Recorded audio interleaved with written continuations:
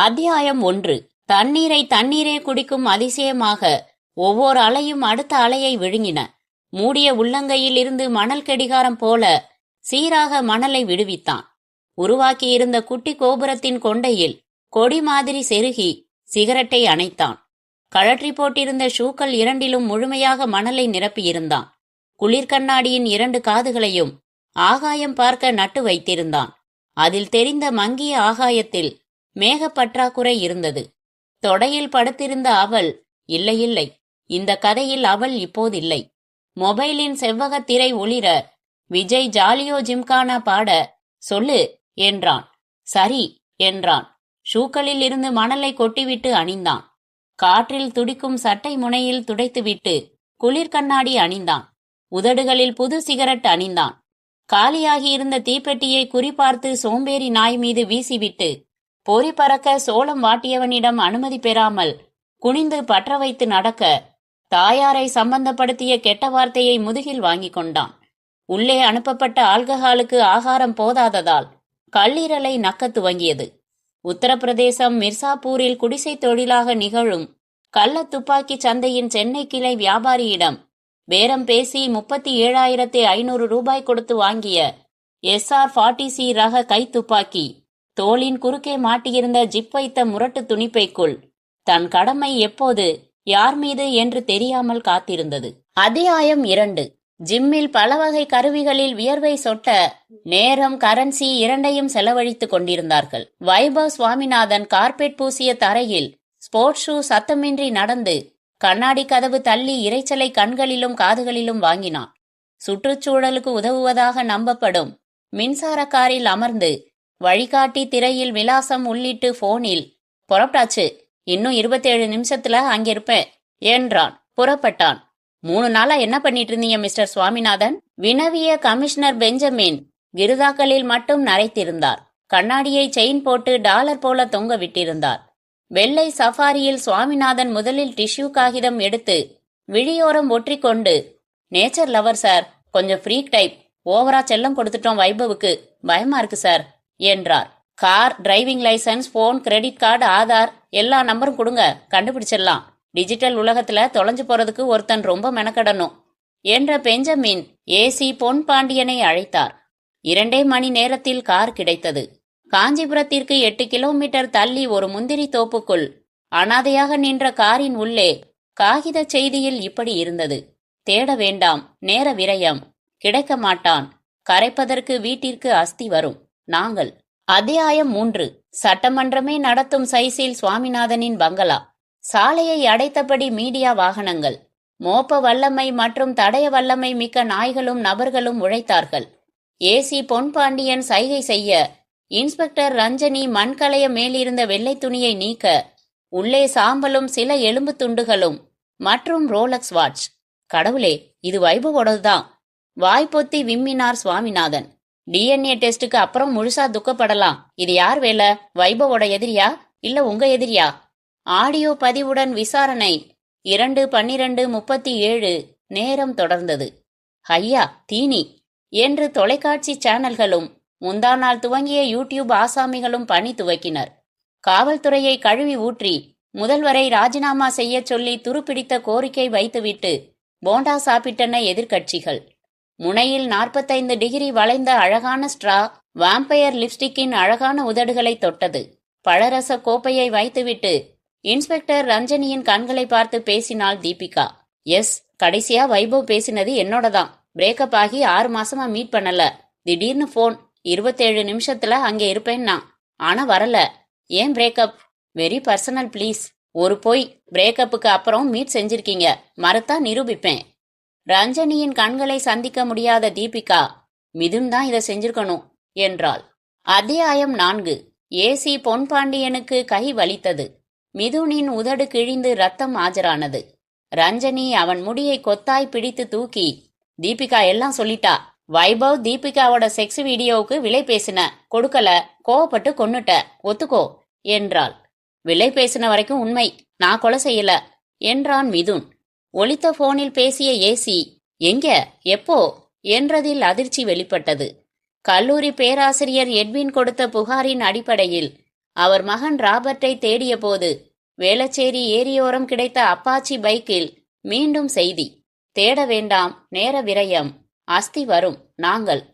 வீட்டுக்கு வந்த மண்கலயத்தில் சாம்பல், எலும்பு துண்டுகள் மற்றும் ராபர்ட்டின் சிலுவை டாலர். சோ இது சீரியல் மர்டர்ஸ், தனிநபர் விரோதமா தெரியல. நாங்கள்னா யாரு, எத்தனை பேரு, ஒரு அமைப்பா, எதுக்கான பழிவாங்கல் இது என்றார் ஏசி பொன் பாண்டியன். வைபவ் ஹிந்து, 28 வயசு, தொழிலதிபர் புள்ள. ராபர்ட் கிறிஸ்டியன், வயசு 32, காலேஜ் ப்ரொஃபசர் புள்ள. எல்லா கோணத்திலையும் விசாரிச்சாச்சு, 2 பேருக்கும் ஒரு தொடர்பும் இல்ல. எல்லா மீடியாலையும் போட்டோஸோட நியூஸ் கொடுத்தாச்சு, ஒரு லீடும் கிடைக்க மாட்டேங்குது என்றாள் ரஞ்சனி. செல்போன் சினுங்கள். எஸ் என்றாள் ரஞ்சனி. என் பேரு வர்ஷா, தொடர்கொலைகள் சம்பந்தமா ஒரு தகவல் இருக்கு, ஆனா சொல்ல பயமா இருக்கு என்ற பேச்சு தொடர் அருந்தது. அத்தியாயம் 5. இந்த வர்ஷாவை கண்டுபிடிங்க என்றார் பொன் பாண்டியன். மொபைல் எண் வைத்து கண்டுபிடித்தது மருத்துவமனையில், மயக்கத்தில், நெற்றியிலும் கையிலும் கட்டுகள். ஸ்கூட்டில வந்தப்போ ஒரு வேன் இடிச்சு விபத்து, நத்திங் சீரியஸ், இப்ப மயக்கம் தெளிஞ்சிடும் என்றார் டாக்டர். மயக்கம் தெளிய காத்திருந்த ரஞ்சனியிடம் தெளிந்ததும் வர்ஷா சொன்னதன் சுருக்கம். சாந்தி சாரீஸ்க்கு ஷாப்பிங் போனாள். அங்கே சேல்ஸ்மேனுடன் ஒருவனுக்கு வாக்குவாதம், மறை கழன்ற தோற்றம். திடீரென்று துப்பாக்கி காட்டி மிரட்டினான், போய்விட்டான். அவன் கொலைகாரனாய் இருக்கலாமென நினைத்து போன் செய்தாள். கடையில் அந்த பகுதியில் கேமரா இல்லாததால் வர்ஷா சொல்ல சொல்ல கம்ப்யூட்டர் அவன் முகத்தை வரைந்தது. மேல் வர்க்கத்தின் ஜொலிக்கும் மால், விற்பனை 2ஆம் பட்சமாக, விளம்பரம் முதல் பட்சமாக சர்வதேச பிராண்டுகளின் கடைகள். போட்டிகளில் கலந்து கொள்ளாத அழகிகளை பார்வையாலும் காகித கோப்பை ஜூஸை உதடுகளாலும் உறிஞ்சியபடி அவன். மேக் லிப்ஸ்டிக், கூசி ஹேண்ட்பேக், ப்ரூனெலோ ஹீல்ஸ் என்று ஃபேஷன் ஐகானாக ஏறும் படிகளில் மேலே வந்து மிதந்து நடந்த லாவண்யா நாயரை தன் மொபைல் போனில் இருந்த இன்ஸ்டாகிராம் படத்தில், அதில் 2 துண்டு நீச்சல் உடையில் பார்த்து அவள்தான் என்று உறுதியானதும் அவளின் நிழலானான் அவன். சுவர் முழுக்க பரவியிருந்த டிவியில் தகவலுக்கு 5 லட்சம் என்கிற காவல்துறை அறிவிப்புடன் அவன் ஓவியம். லாவண்யா அதை பார்த்தாள். அத்தியாயம் 6. மால் டிவியில் லாவண்யா அவனை சுவாரஸ்யமாக பார்த்தபடி கடந்தாள். ஒலித்த போனில், டார்லிங் சாரிப்பா வர முடியல. மீசை வைத்த குரல், பேசாதடா இடியட், நான் மட்டும் வெட்டியா இருக்கேனா, கோ டு ஹெல். கோப லாவண்யா இறங்கும் படிகளுக்கு செல்ல அவனும், பார்க்கிங் வர அவனும், தூரத்திலிருந்தே காரை திறக்க அவள் நெருங்கும் முன் அவசரமாக அவன் பின்சீட்டில் பதுங்கினான். தொலைக்காட்சி தொகுப்பாளினி லட்டு வித் லாவண்யா கடத்தப்பட்ட செய்தியை வேறு தொகுப்பாளினி சொல்லிக் கொண்டிருக்க, நாம் என்ன மிஸ் பண்றோம் ரஞ்சனி என்றார் பொன் பாண்டியன். நத்திங் சார், நம்ம டீம் தூங்கி 1 வாரமாச்சு. வரிசையா கடத்தி எரிச்சு லெட்டர் வச்சு அஸ்தி அனுப்பிச்சு. அன்பிலீவபிள். யார் இவங்க, ஏன், எங்க, எப்படி எரிக்கிறாங்க? கேள்விகள் கேள்விகள். விக்டிம்ஸ் அவங்களுக்குள்ள அறிமுகமே இல்லாதவங்க, ஆனா யாருக்கோ எதிரியா தெரியுறாங்க சார். ஏதோ ஒரு காமன் ஃபேக்டர் இருக்கு. கதவு தட்டி வந்த சப் இன்ஸ்பெக்டர் அலீம், சார் ஒரு பிரேக் த்ரூ என்றதும் இருவர் முகத்திலும் வெளிச்சம். மண்சட்டி விக்கிற 47 பேர்கிட்ட விசாரிச்சேன். ஒருத்தன் அந்த மென்டல் அடையாளம் சொல்றான். மொத்தம் 6 வாங்கி இருக்கான். மை காட், அப்ப இன்னும் 3 கொலைகளா? போன், லாவண்யாவின் அம்மா. அஸ்தி வரல, ஆனா ஒரு செய்தி அனுப்பியிருக்கான் என்றார். அத்தியாயம் 7. லாவண்யா போனில் இருந்து அம்மா போனுக்கு வந்திருந்த செய்தியில் முதல் முறையாக அவன் குரல். வீடு சுத்தி கேமரா, நாய், மஃப்டி போலீஸ். அதனால அஸ்திய மெரினால நானே இப்ப கரைச்சிட்டேன். ஆடியோ செய்தி வந்த நேரத்தை வைத்து, இப்ப என்ற வார்த்தையை வைத்து 100 போலீஸ் மெரினாவில் படத்துடன் அலைந்தார்கள். அங்கிருக்கும் கேமராக்கள் அலசப்பட்டன. பலூன், பஜ்ஜி, பொம்மைக்காரர்கள் விசாரிக்கப்பட்டனர். 15 இலக்க IMEI எண் வைத்து லாவண்யாவின் போனை கடலோர குப்பை தொட்டியில் இருந்து எடுத்தார்கள். அங்கிருந்து நாய் ஓடி நின்ற இடம், பார்க்கிங் பகுதியில் ஒரு ஸ்லாட். கார் இல்லை. கட்டண ஊழியர் படம் பார்த்து அவன் வந்தது ஹூண்டாய் i10 என்றார். கருவி பார்த்து எண்ணும் சொன்னார். எண் போலி, ஆனாலும் அந்த காரை டிராபிக் பிரிவு தேடியது. அவனை பத்தி என்ன நினைக்கிறீங்க என்றார் ஏசி அறையில் பொன் பாண்டியன். புத்திசாலி, எமோஷனலா செய்யல, பக்கா பிளான்ஸ். நம்ம நடவடிக்கைகளை நோட் பண்றான், அஸ்தி அனுப்புறான், கரைக்கிறான். சோ சடங்குகளை நம்புறவன். அவன் உருவமும் போலி, இல்லன்னா பாஸ்போர்ட், ஆதார், டிரைவிங் லைசன்ஸ் எதுலையாவது சிக்கியிருப்பான் என்றாள் ரஞ்சனி. அஸ்வின் கண்ணாடி பார்த்து 1 மணி நேர ஒப்பனையில் அவன் கெட்டப்புக்கு மாறிய போது போன். நீ மாட்ட போற என்றது ஜிமிக்கி அணிந்த குரல். அத்தியாயம் 8. விக்டிம் போனை தான் யூஸ் பண்றேன், உடனே டிஸ்போஸ் பண்றேன், கார் நம்பர் ஒவ்வொரு தடவையும் மாத்துறேன், ஆல்வேஸ் கிளவுஸ், எப்படி மாட்டுவேன் என்றான் அஸ்வின்.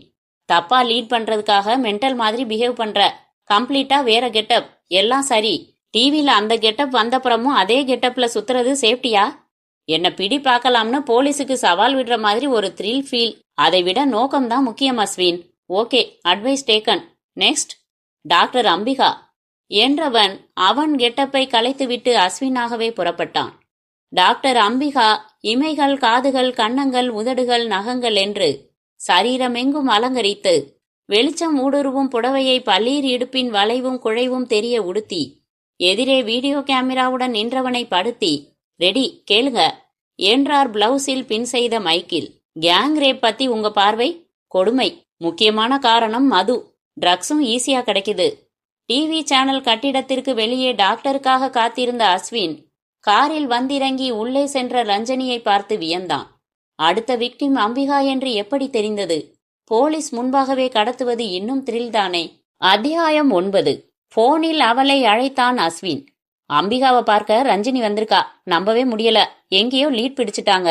ஆனாலும் பிளான மாத்திரதா இல்ல. முட்டாளா நீ? ரஞ்சனிக்கு என்ன தெரியும்னு தெரிஞ்சுக்கோ. பேட்டி முடித்து வெளியே வந்த அம்பிகா லிப்டில் ரஞ்சனியிடம், நீ இல்லன்னா துபாயில போர் அடிக்கும்டி என்றார். சாரிக்கா, சீரியல் கில்லர் ரொம்ப ஆட்டங்காட்டுறான். ஹாப்பி ஜேர்னி சொல்லத்தான் வந்தேன். எப்ப ஃபிளைட்? அதே லிப்டுக்குள் 2 அடி தள்ளி நின்ற அஸ்வினுக்கு ஆச்சரிய புன்னகை. சகோதரிகளா? இன்ட்ரெஸ்டிங். அம்பிகா நாற்காலியில் கட்டப்பட்டிருந்தார். கண்களில் மயக்கம் தெளிந்ததும் வயலின் இசை கேட்டது. ஆல்கஹால், சிகரெட் நெடி, ஷூ சத்தம். நீ சாக போற, கடைசி ஆசை இருக்கா? ஏன், நீ யாரு? பதில் எதிர்பார்க்காத. அஸ்தி யாருக்கு அனுப்பட்டும்?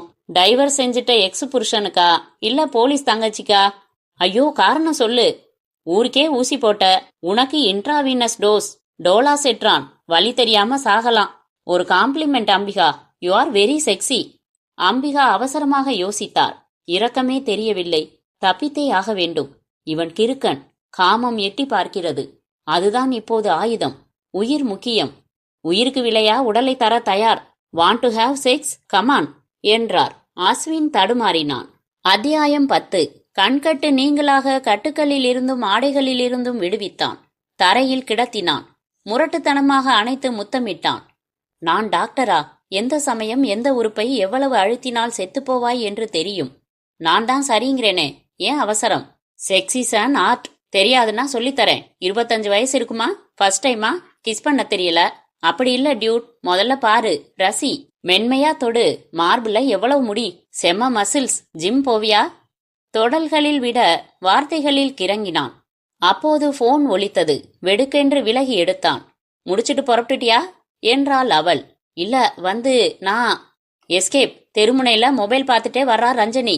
அம்பிகாவை வச்சு ட்ராப் பண்ணிருக்காடா ஃபூல். ஓடு. அவ ஹேண்ட்பேக்ல டிராக்கர் இருக்கலாம். இருந்தது.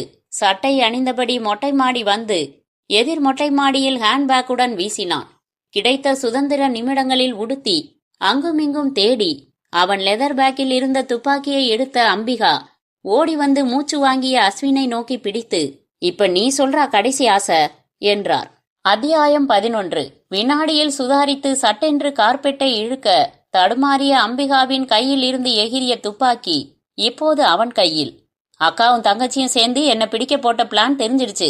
கடைசி ஆசைக்கு அவகாசம் இல்ல, சாரி என்று வசனம் பேசாமல் அஸ்வின் சுட்ட போது எதிர் வீட்டின் மொட்டை மாடியில் அம்பிகாவின் ஹேண்ட்பேக்கை கையில் வைத்துக்கொண்டு 360 டிகிரியிலும் பார்த்தார் ரஞ்சனி.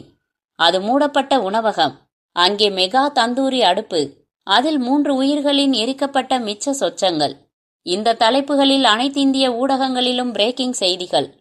அவசரத்தில் குறி நெஞ்சிலிருந்து விலகி தோளில் புல்லட் இறங்கியதால் அவசர சிகிச்சை பிரிவில் அம்பிகா. கண் விழிக்க காத்திருந்தாள் ரஞ்சனி.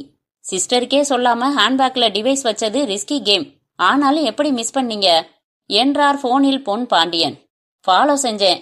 ரோட்ல ஒரு ஆக்சிடென்ட். ட்ராக் மிஸ் ஆயிடுச்சு. தேடி வர்றதுக்குள்ள சோ அவனை நீங்க பாத்துட்டீங்க.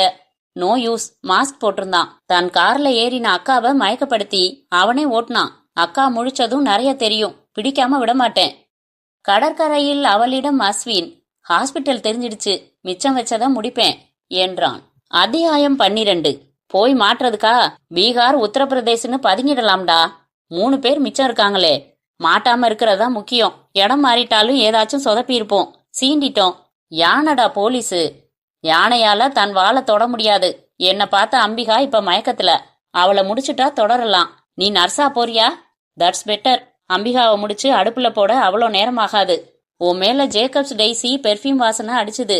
அது லேடிஸ் ஒன்லி. என்ன செஞ்ச? இல்ல, ஆரம்பிக்கிறப்பதான் உன் ஃபோன். நினைச்சேன். என்ன இருந்தாலும் நான் சாரிப்பா. கால்ல விழட்டுமா? அஸ்வின் மீது சாய்ந்த அவளின் கண்ணீர் கன்னத்தில் தவழ்ந்தது. நர்ஸாக அவள் அவசர சிகிச்சை அறைக்குள் நுழையும் முன் கான்ஸ்டபிள் ஐடி கார்டு கேட்டு போலி கார்டை சரிபார்த்து அனுமதித்தார். பொன் பாண்டியன் முன்பு தலை குனிந்து நின்றாள் ரஞ்சனி. அழுது அழுது முகம் வீங்கி இருந்தது. சாரி ரஞ்சனி, அந்த முட்டாள் கான்ஸ்டபிளை சஸ்பெண்ட் பண்ணியிருக்கேன். சீரியல் கில்லர் பத்தி சொல்றேன், ரிசப்ஷனுக்கு வாங்கன்னு ஒரு ஃபோன் வந்துச்சு. யாரும் இல்ல. நம்பி போனது என் தப்பு. அடுத்த டார்கெட் உங்க சிஸ்டர்னு எப்படி கண்டுபிடிச்சிங்க? ரஞ்சனியின் பதிலுக்கு காத்திருந்தார். அத்தியாயம் 13. அவளோட டைவர்ஸ் கேஸ் கோர்ட்ல இருக்கு. தண்ணி அடிச்சுட்டு அவ புருஷன் கிளினிக் வந்து கொன்னுடுவேன்னு கத்திட்டு போனான். பயந்துட்டா. 1 வாரம் துபாய் போகலாம்னு கூப்பிட்டா. யாரோ என்ன ஃபாலோ பண்ற மாதிரி தெரியுதுன்னா, அதனாலதான் நான் அவளை ஃபாலோ செஞ்சேன். சீரியல் கில்லர்னு எதிர்பார்க்கல என்றாள் ரஞ்சனி. வைபவ், ராபர்ட், லாவண்யா, 4வதா உங்க சிஸ்டர். 4 பேருக்குள்ளேயும் எப்படி எந்த காமன் ஃபேக்டரும் இல்லாம போகும் ரஞ்சனி? எதையோ மிஸ் பண்றோம். நிறைய ஒர்க் பண்ணியிருக்கோம் சார். சில காமன் ஃபேக்டர்ஸ் இருக்கு சார். 4 பேரும் இன்கம் டாக்ஸ் கட்டுறவங்க. 4 பேரும் ஹெல்த் கான்ஷியஸ். ஜிம்மு, ஸ்விம்மிங், சைக்கிளிங்னு எக்ஸசைஸ் செய்யறவங்க. 4 பேரும் பெட்டு வளர்க்கல. 4 பேரும் ஃபேஸ்புக்ல இருக்காங்க. ஆனா ஒருத்தருக்கொருத்தர் ஃப்ரெண்ட்ஸ் லிஸ்ட்ல இல்ல. 4 பேருமே செல்ஃபி லவர்ஸ், கேட்ஜெட்ஸ் ஃப்ரீக், புது புது மாடல்ஸ் வாங்குறவங்க. 4 பேருக்கும் அனிருத் பிடிக்கும். எங்கேயுமே ஒரு கிரைம் ஷேடோ, கொலை செய்யப்படுறதுக்கான மோட்டிவோ, ஒரு லீடோ கிடைக்கலையே சார். ஆனா ஒருத்தன் கொலை செய்யற அளவுக்கு கோவப்படுறானே, சிபிஐ கிட்ட கொடுத்துடலாமான்னு சிஎம் கமிஷனரை கேட்டிருக்காரு. அசிங்கமா இருக்கு. ரஞ்சனியின் போன் ஒலித்தது. போன்ல உங்களை டைவர்ட் செஞ்சுட்டு கொலை செஞ்சது நாங்க தான். மொத்தம் 4. நாங்களே சரண்டர் ஆயிடுறோம். அத்தியாயம் 14. சரண்டர் ஆகுறீங்களா? நிஜமாவா? அதிர்ச்சி மாறாமல் பேசியபடி உரையாடலை பதிவு செய்ய துவங்கினார் ரஞ்சனி. ஆமா, ரொம்பத்தான் ஆட்டம் காட்டிட்டோம்ல. நாளை கமிஷனர் ஆபீஸுக்கு மார்னிங் 10 மணிக்கு வரோம். ஒரு கண்டிஷன். என் குறித்த பொன் பாண்டியன் சொன்னதும் லொகேஷன் தேடியது. அடுத்த அறையில் ஒரு குழு. சிரமப்பட வேணா, பாண்டி பஜார்ல இருந்து பேசுறேன். திருடப்பட்ட போனும் இந்தியா பூரா செத்து போனவன் சிம் கார்டும் ரகசியமா எங்க கிடைக்கும்னு உங்களுக்கும் தெரியும். கண்டிஷன் என்னன்னு கேட்க மாட்டீங்களா? சொல்லு. ஃபுல் மீடியா வரணும். கொஞ்சம் பேசணும். அப்புறம்தான் சரண்டர். 1 மணி கழிச்சு வேற நம்பர்ல இருந்து பேசுறேன். முடிவு செஞ்சு சொல்லுங்க. இரு, வச்சிராத. இப்படி தினம் 50 பிராங்க் கால்ஸ் வரும். ஒரு ஆதாரம் சொல்லு. ஆதாரம் கொஞ்சம் ஆபாசமா இருக்குமே, பரவாயில்லையா? உங்க சிஸ்டர் உடம்புல ஸ்டார் மாதிரி ஒரு மச்சம். எங்க இருக்குன்னு தெரியாதுன்னா போஸ்ட்மார்ட்டம் ரிப்போர்ட்ல பாருங்க. பை ரஞ்சனி. துடித்து போனார் ரஞ்சனி. என் இன்னொரு அம்மா அம்பிகா என்னை படிக்க வைத்தவள். அந்த தெய்வத்தை இவன் ராஸ்கல். யாரு இவங்க? நமக்கு என்ன கண்டிஷன் போடுறது? மீடியா முன்னாடி அரசாங்கம் சிஎம்னு ஏதாச்சும் போட்டா நம்ம வேலையே போயிடும் ரஞ்சனி. ஒத்துக்கலாம் சார், ஒரு பிளான் வச்சிருக்கேன் என்ற ரஞ்சனி அவனை சட்டம் தண்டிப்பதற்கு முன்னால் நான் தண்டிப்பேன் என்பதை சொல்லவில்லை. அத்தியாயம் 15. பிரஸ் மீட் வெளியில ஓபன்ல வேணாம் சார். கான்ஃபரன்ஸ் ஹால்ல ஏற்பாடு செய்யலாம். ஒரு நியூஸும் வெளியில போகாது. அதேபடி பத்திரிக்கைக்காரங்க நாம சொன்னா கேட்க மாட்டாங்க ரஞ்சனி. புன்னகைத்த ரஞ்சனி தன் திட்டத்தை சொன்னதும் பிரில்லியன்ட் என்றார் பொன் பாண்டியன். கமிஷனர் அலுவலகம் நோக்கி அஸ்வின் காரை ஓட்டினான்.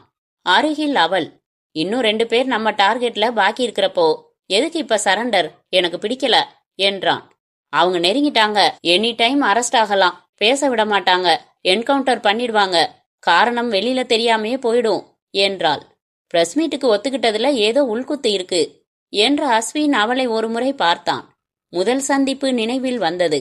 மிஸ்டர் அஸ்வின், உள்ள வரலாமா? கிண்டியில உங்க நாவல் படிச்சேன். ரொம்ப பிடிச்சது. நேர்ல பார்த்து நன்றி சொல்ல தோணுச்சு. தேடி வந்து பாராட்டுறீங்க. நான் தானே நன்றி சொல்லணும். காஃபி? நீங்க எழுதின எல்லா நாவலும் படிக்கணும். எங்க கிடைக்கும்? எழுதின ஒரே நாவல் அதுதான். சிறுகதை கூட எழுதினதில்ல. நம்ப முடியல. செம்ம மெச்சூரிட்டி. அதுல பொற்கொடிக்கு நடந்த எல்லாமும் எனக்கும் நடந்திருக்கு. கமிஷனர் அலுவலகம். பிரஸ் மீட்டுக்கு பலரும் வர துவங்க ரஞ்சனி துப்பாக்கியில் தோட்டாக்களை நிரப்பிக்கொண்டு புறப்பட்டார். அத்தியாயம் 16. காரை ஓட்டிய அஸ்வின் அவள் நினைவுகளில் அவள் கொடுத்த பென் ஸ்டாண்டை பார்க்கும்போது பரவசம் உணர்ந்தான். வாட்ஸ்அப்பில் அனுப்பிய குட்டி கவிதைகளை கூடுதலாய் ரசித்தான். தினசரி உரையாடல்களில் குறும்பும் கிண்டலும் உரிமை கூட்டின. வார்த்தைகளில் இருந்த வசீகரம் அவள் மீதும் ஏற்பட்டு அந்த 3 வார்த்தைகளை அவன்தான் குரல் செய்தியாக அனுப்பினான். போனில் அழைத்து, உங்க பொற்கொடிக்கு நடக்காததும் எனக்கு நடந்தது, சொல்றேன், அதுக்கப்புறம் முடிவு செய்யுங்க அஸ்வின் என்றாள். அழகான காஃபி ஷாப்பில் சித்தார் இசையின் பின்னணியில் தேவதையாக தெரிந்தாள். தேவதைக்கும் கண்ணீர் கதை இருக்குமா?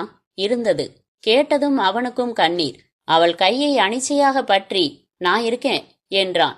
வேணா அஸ்வின், உங்களுக்கு நான் வேணா. உனக்கு என்ன பிடிச்சிருக்கு, எனக்கும் ஒன்ன. வேற எதை பத்தியும் எனக்கு கவலை இல்ல. சமூகத்துல வாழணும் அஸ்வின், நிம்மதி போயிடும். சமூகத்துக்கு கவலைப்பட 100 விஷயம் இருக்கு. அணுகுண்டே விழுந்தாலும் மத்த நாட்டுக்கு ஒரு நாள் செய்திதான். தயங்கிய அவளை இழுத்து அணைத்தான் அஸ்வின்.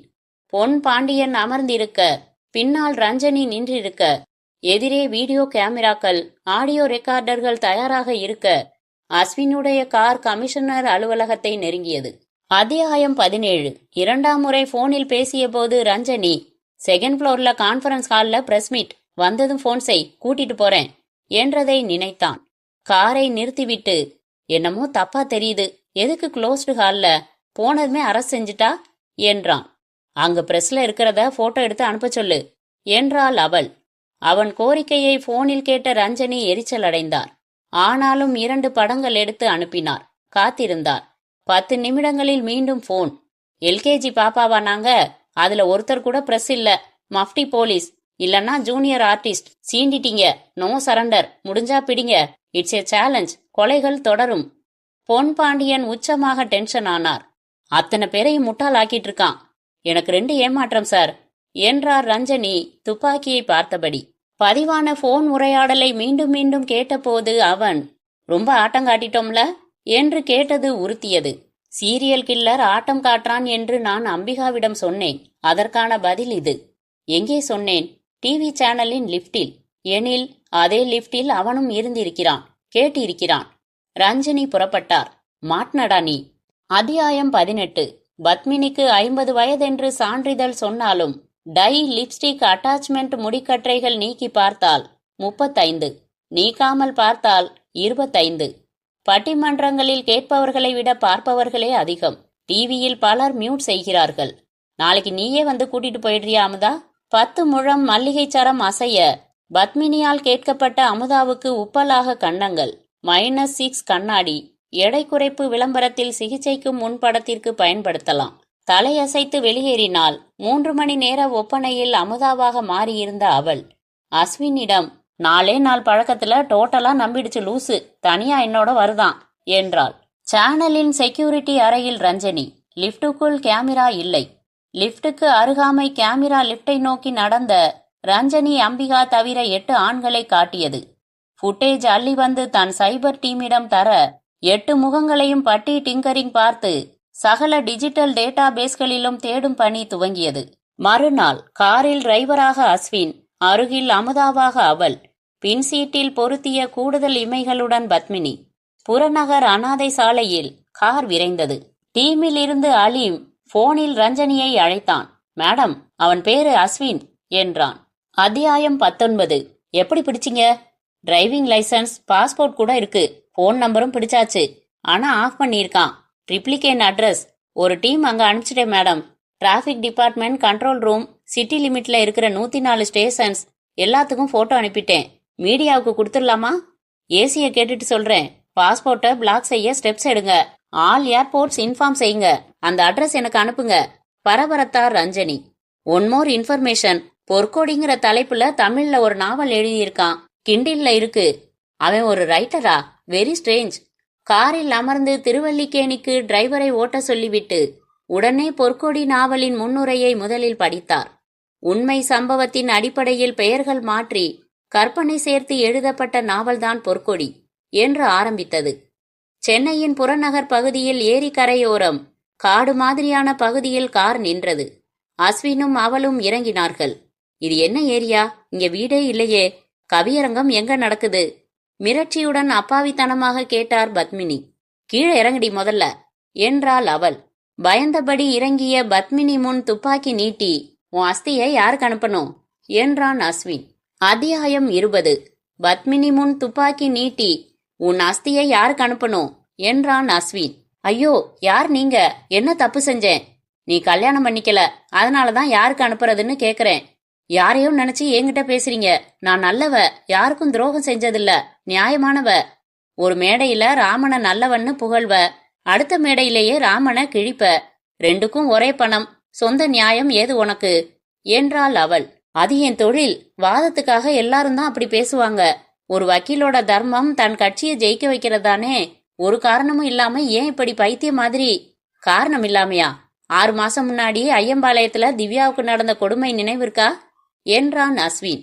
ரஞ்சனி காரில் பயணம் செய்தபடி அஸ்வின் எழுதிய பொற்கோடி நாவலின் முன்னுரை முழுக்க படித்ததும் 6 மாதங்கள் முன்பு ஐயம்பாளையத்தில் திவ்யாவுக்கு நடந்தது நினைவுக்கு வந்தது. அது தொடர்பாக ஃபேஸ்புக்கில் யாரோ எழுதிய ஒரு பதிவு சர்ச்சையானதும் நினைவுக்கு வந்தது. யோசிக்க யோசிக்க அது பிரபல பட்டிமன்ற பேச்சாளர் பத்மினி என்பதும் நினைவுக்கு வந்தது. ஒருவேளை அடுத்த டார்கெட். ஃபேஸ்புக்கில் பத்மினியின் எண் கிடைத்தது. அழைத்தார்.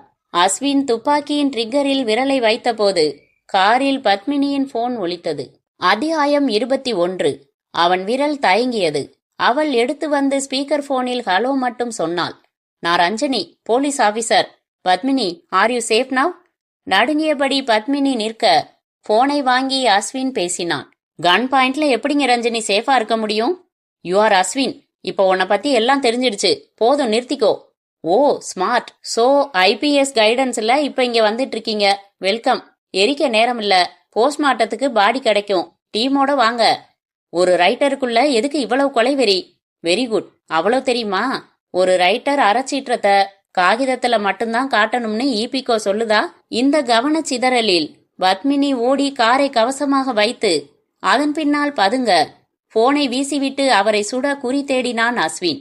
உரையாடலை வைத்து போலீஸ் அங்கே வருவதை புரிந்து கொண்ட பத்மினி அவசரமாக யோசித்தாள். கொஞ்ச நேரம் தாக்கு பிடித்தால் போதும். அவன் சுட சுட பதுங்கியபடி கீழே கிடந்த கற்களை எடுத்து வெறித்தனமாக அவர்களை நோக்கி வீசினாள். ஒரு கல் சரியாக அவள் நெற்றி போட்டில் தாக்கி ரத்தம் பீரிட சரிய வர்ஷா என்று துடித்து அலறி தாங்கி பிடித்தான் அஸ்வின். அத்தியாயம் 22. அவள். ஆம், வர்ஷா. போலீசுக்கு போனில் சீரியல் கில்லர் பற்றி தகவல் தெரியும் என்ற வர்ஷா. எதேச்சியாக நிகழ்ந்த விபத்தில் மருத்துவமனையில் சேர்ந்தாலும் மயக்கமென்று நாடகமாடிய வர்ஷா. ஜவுளி கடையில் மென்டல் துப்பாக்கியால் மிரட்டி சென்றதாக சீரியல் கில்லரின் கேரக்டரை டிசைன் செய்த வர்ஷா. கம்ப்யூட்டர் படம் வரைய கற்பனையாக குறிப்புகள் சொல்லி பொய் உருவம் தந்த வர்ஷா. அஸ்வின் எழுதிய நாவல் படித்துவிட்டு தேடிச் சென்று சந்தித்த வர்ஷா. பொற்கொடிக்கு நடக்காததும் தனக்கு நடந்ததாக தன் கண்ணீர் கதையை சொன்ன வர்ஷா. இதுவரை அஸ்வினுடன் இணைந்து செயல் புரிந்த வர்ஷா. ரஞ்சனி வந்தபோது இன்னும் நடுக்கம் மாறாத பத்மினி பதட்டமாக, அந்த பொண்ணு மயக்கமானதும் கார்ல தூக்கி போட்டு வேகமா போயிட்டான். உங்க போன் வரலன்னா சுற்றுப்பான். கடவுளே, உயிரோட இருக்கேன். கார் நம்பர் நோட் செஞ்சேன், இதோ. ரஞ்சனி உத்தரவுகள் இட்டார். இந்த நம்பர் உடனே மாத்திருக்க முடியாது. பிடிங்க, நியரஸ்ட் ஹாஸ்பிட்டல்ஸ கவர் பண்ணுங்க. அஸ்வின் ஒதுக்குப்புறமான வீட்டில் தலையில் கட்டுடன் சோர்வாக படுத்திருந்த வர்ஷாவை பார்த்தான். நல்ல வேளை, ஆழமான காயம் இல்லாததால் ஹாஸ்பிட்டல் போகவில்லை.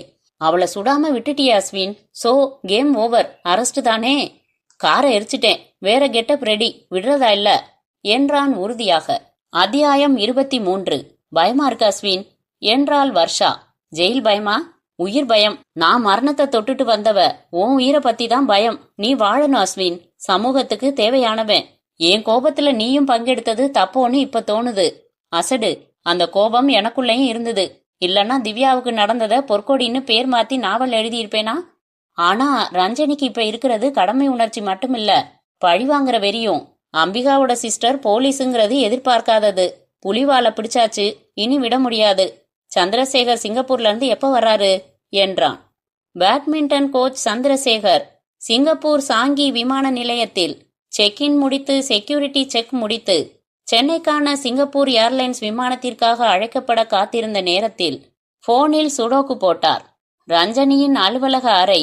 இரவு முழுக்க உறங்காமல் 4 முறை காஃபி போட்டு குடித்து பத்மினியின் ஃபேஸ்புக் பதிவுகள் ஒன்று விடாமல் படித்ததில் அவரின் தனிப்பட்ட எதையும் பேசுவோம் யூடியூப் சேனலின் வீடியோக்களை பார்த்ததில் அதிகாலையில் அத்தனை முடிச்சுகளும் அவிழ்ந்து விட்டன.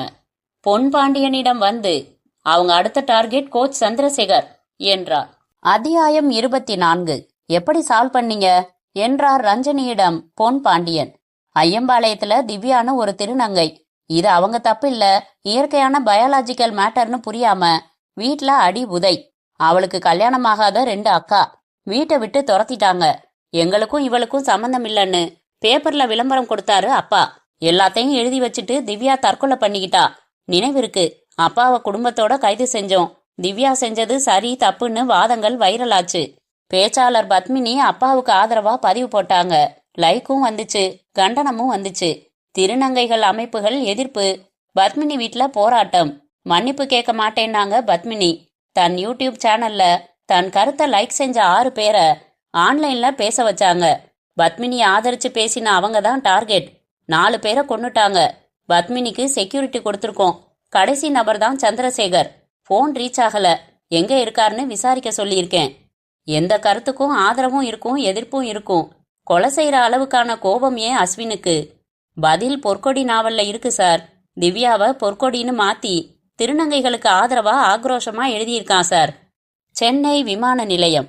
சிங்கப்பூர் ஏர்லைன்ஸ் இறங்கியது. வெளியே சர்தார்ஜி வேடத்தில் அஸ்வின் காத்திருந்தான். அத்தியாயம் 25. பத்மினி வீட்டிற்கு வெளியே 20 பேர் கொண்ட போலீஸ் படை, தவிர மஃப்டியிலும். உள்ளே ரஞ்சனியும் பத்மினியும் குண்டு பெண் அமுதாவாக சில தினங்கள் வந்து சென்ற வர்ஷாவை வீட்டின் கேமரா ஃபுட்டேஜ்களில் பார்த்தார்கள். எப்படி நம்புனீங்க பத்மினி? இலக்கிய அமைப்பு கவியரங்கம்னா என் பெயர் போட்டு இன்விடேஷன்லாம் கொடுத்தா. செக் பண்ணாம நம்பிட்டேன். சொல்ல மறந்துட்டேன். அவ அடிபட்டப்ப அவன் வர்ஷான்னு தான் கத்துனான். அருகில் அலிமை பார்த்த ரஞ்சனி, இந்த உருவம் வர்ஷாங்கிற பேர் 2ஐயும் வச்சு ஒர்க் பண்ணுங்க என்றார். கோச் சந்திரசேகர் ஒரே ஒரு பிரீஃப் கேஸுடன் விமான நிலையம் வெளியே வந்து டாக்ஸி புக் செய்ய போனை எடுத்தார். என்னோட வாங்க, வரலன்னா. சர்தார்ஜியாக இருந்த அஸ்வின் இடுப்பில் ரகசியமாக துப்பாக்கி வைக்க வெளவெளத்தார். காலையில் வாங்கிய இன்னும் பெயர் மாற்றாத செகண்ட் ஹேண்ட் காரை மிரட்டல் முனையில் சந்திரசேகர் ஓட்ட பின் சீட்டில் அஸ்வின். கோபத்தோட காரணத்தை சொல்லிட்டேன். உங்க 2 பேரையும் கொல்லாம விடணுமா? ஒரு சான்ஸ் தரட்டுமா? பத்மினி வீட்ல விடுறேன். அவங்க மீடியால மன்னிப்பு கேட்கணும். கன்வின்ஸ் பண்ணுங்க. செய்றீங்களா? செய்றேன். கொன்னுடாத. செய்றேன். பேசியபடி சந்திரசேகரின் பிரீஃப் கேஸில் M77 ரிமோட் பாமை ரகசியமாக வைத்தான் அஸ்வின். அத்தியாயம் 26. சந்திரசேகரின் பிரீஃப் கேஸில் M77 ரிமோட் பாமை ரகசியமாக வைத்தான் அஸ்வின். பத்மினி வீடு இருக்கும் தெருமுனையிலேயே காரை நிறுத்த சொன்னான். சந்திரசேகரின் கோட்டில் கிஃப்ட் பார்சலும் மைக்கும் போட்டான். அவர் போனை வாங்கி கொண்டான். நான் முட்டாள் இல்ல, 4 கொலை செஞ்சவன். பத்மினிய மன்னிப்பு கேட்க சொல்லி கன்வின்ஸ் பண்ணுங்க. அவங்க உங்க போன்ல கூப்பிட்டு சம்மதம்னு சொல்லணும். வேற விஷயமா வேணாம். கோட்ல வச்சது கிஃப்ட் பார்சல் இல்ல, பாம். மைக்கு மூலமா கேட்பேன். No tricks. லாஸ் எனக்கு இல்ல, போங்க. நடுக்கத்துடன் நடந்தார் சந்திரசேகர். ரஞ்சனியிடம் காவல் அதிகாரி போனில், சந்திரசேகர் பத்மினியை பார்க்க வந்திருக்காரு, அனுப்பலாமா என்றார். மை காட், அவரை கான்டாக்ட் செய்ய தொடர்ந்து முயற்சி செஞ்சேன். லைன்ல இருங்க.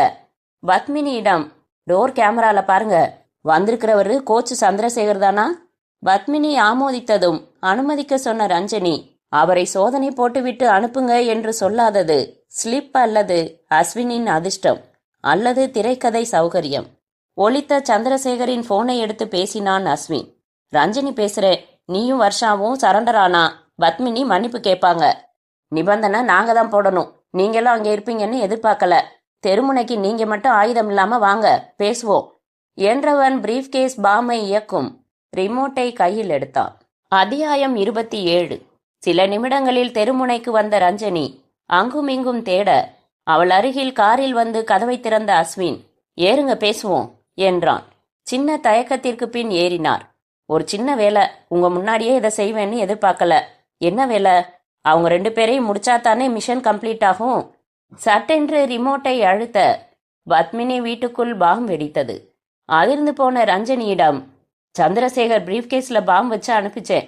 நினைச்சிருந்தா உங்களையும் சேர்த்தே முடிச்சிருக்கலாம். செய்ய விரும்பல. இப்ப நான் சரண்டர் ஆகிறேன். வர்ஷாவும் சரண்டர் ஆவா.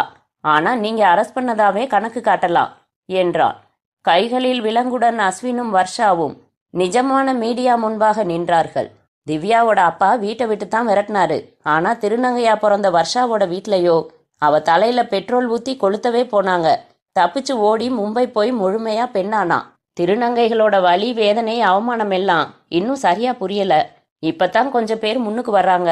அவங்கள மதிச்சு நடத்தணும்னு இந்த 6 பேரை கொலை செஞ்சு சமூகத்துக்கு பாடம் சொல்லணும்னு ஒரு வெறி, அதான் என்ற அஸ்வினை நோக்கி ரகசியமாக தன் துப்பாக்கியை உயர்த்திய ரஞ்சனி பிறகு கீழே இறக்கினார். முற்றும்.